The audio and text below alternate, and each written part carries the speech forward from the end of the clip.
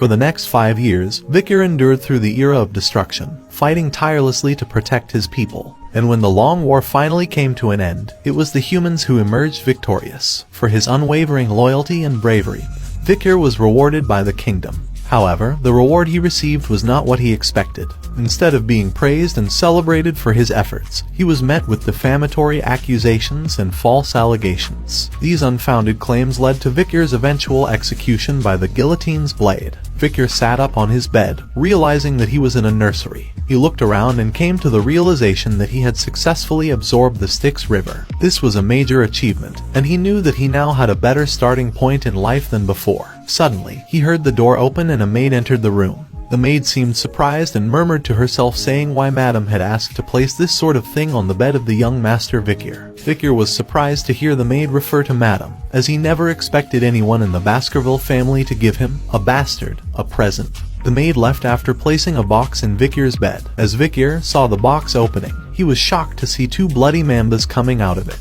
He wondered if Madame had sent them to assassinate him. Bichir knew that there were only a few people in the Baskerville family who would be referred to as Madame, and whoever it was, she was probably trying to reduce competition. As the mambas hissed at Bichir, he realized that they could kill all of the babies in the nursery. However, Bichir caught both the mambas with his bare hands. Filled with hatred, he thought that he would bring the entire Baskerville family down with his own 2 hands. The next day, the people of Baskerville were shocked to find the child sleeping peacefully next to the dead vipers. All the nannies who had been on shift that night were executed after torture. But the reason for the viper's appearance remained unknown. Only the young Hound Bichir knew the truth. 8 years later, Bichir was back in class, listening to his teacher discuss the levels of swordsmanship.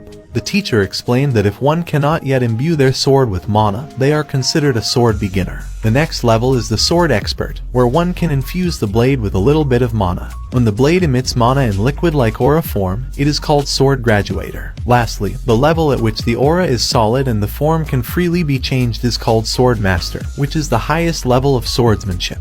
Upon hearing that Sir Hugo, the strongest of the Baskervilles, was a sword master, all the students present exclaimed in surprise and astonishment. However, Bichir was lost in thought and felt the need to regain the power he had prior to his regression before the coming-of-age ceremony. The teacher noticed Bichir's distracted state and thought highly of him, knowing that he had earned a strong physique by diving in the Styx River for 7 minutes. The teacher believed that Bichir was much more talented than the other students and that the patriarch would be very happy to know about his progress. As Bichir was lost in thought about how many years he needed to kill Hugo, he didn't notice the triplets giving him an evil look. After class was over, they pushed him and started mocking him, calling him a garbage van, and talked about the rumors about him diving in the Styx River and strangling 2 vipers to death when he was just a baby. Bichir recognized the triplets as the ones who had stabbed him in the past when he was running away after the defamation.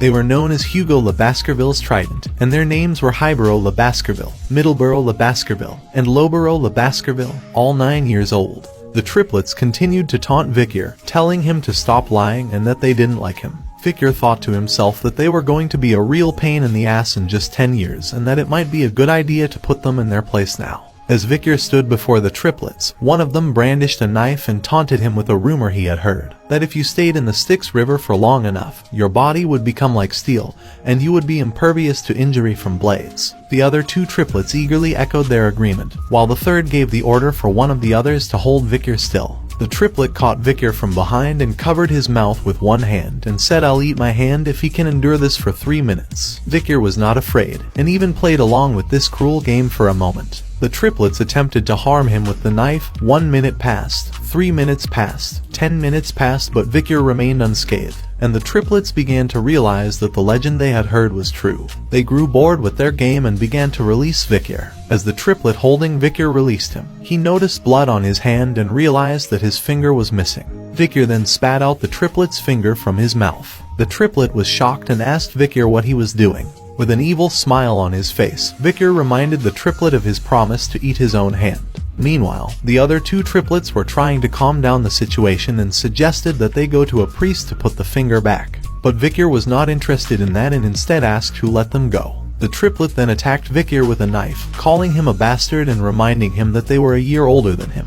Bichir did not dodge the attack and allowed the knife to stick into him, but to the triplet's surprise, it could not pierce his skin.